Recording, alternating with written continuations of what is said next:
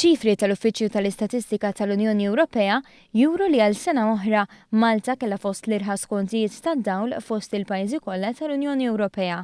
Fil-fatt, il-kontijiet tal-enerġija f'pajjiżna kienu s-seba' l-irħas fost il-pajjiżi kollha fl-Unjoni Ewropea. Ir-rapport juri li għal-ewwel nofs tas-sena il-Maltin ħallsu ftit anqas minn 13 euro għal kull 100 kWh, waqt li l-medja fiż-żona euro kienet ta' 22 euro. Jiġifieri f'Malta kienet 9 euro orħos minn kemm iħallsu ċ-ċittadini Ewropej.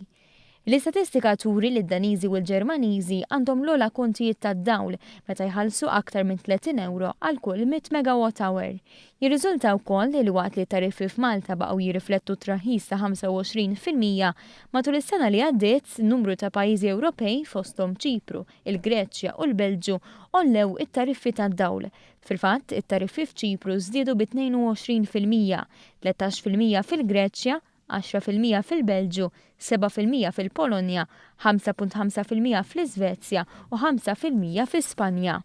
Il-Eurostat osserva wkoll li b'5% Malta kellha l-inqas rata ta' taxxi fuq il-prezzijiet tal-enerġija.